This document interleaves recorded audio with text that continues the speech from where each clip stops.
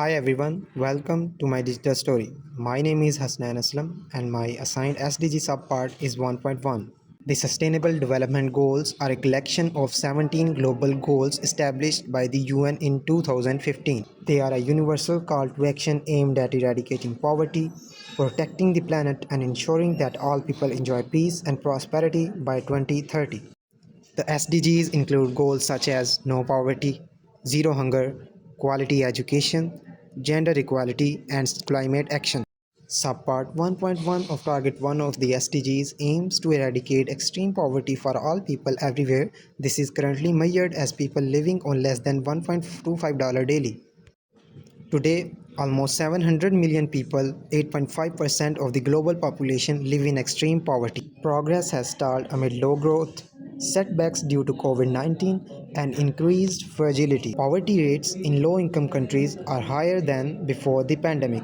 The goal of the UN is to reduce extreme poverty from 700 million to 622 million people. This means about 69 million people will escape extreme poverty between 2024 and 2030. According to the Poverty and Shared Prosperity Report 2018, the number of extremely poor in South Asia dropped to 216 million people in 2015.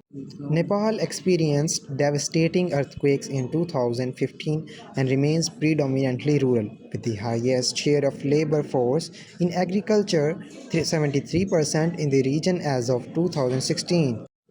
The Maldives were devastated by the 2004 tsunami, while its tourism industry is seriously threatened by climate change.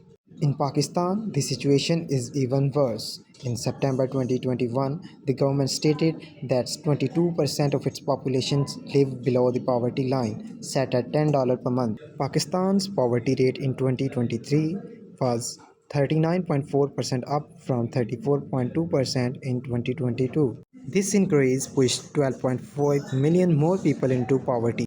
According to a report submitted by the Ministry of Planning and Development in the National Assembly of Pakistan, about 24.3% of Pakistanis live below the poverty line, which translates into 55 million people. On the other hand, Bangladesh gained independence from Pakistan in 1971. However, poverty has declined sharply in recent history. Shortly after its independence, approximately 90% of the population lived under the poverty line. However, with economic reforms, Bangladesh has experienced dramatic progress in reducing poverty. According to the World Bank, more than 33 million Bangladeshi people have been lifted out of poverty since 2000. There are many causes of extreme poverty, including social, economic, and environmental factors. Gender inequality, lack of education, and unemployment are some of the major causes of poverty in Pakistan. Traditional gender roles in Pakistan define the woman's place as in the home and not in the workplace, and define the man as the breadwinner. Lack of education is also a cause of extreme poverty.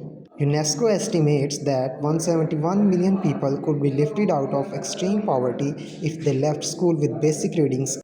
Unemployment is also a major cause of poverty in the society. When people don't have jobs, they have no source to finance their basic household expenditures. The Pakistani government has taken some prominent steps to cope with extreme poverty, such as launching Benazir Income Support Program and the Asas Program.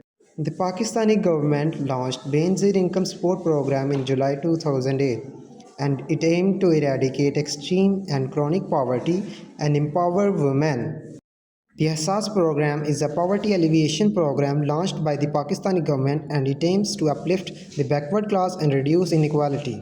During the COVID 19 pandemic, the program covered millions of lower income families with monthly stipends handed out to 13.2 million people. In conclusion, we must unite together to eradicate poverty through collective efforts such as donations, volunteering, and raising awareness. The government should implement policies and programs to root out this extreme poverty.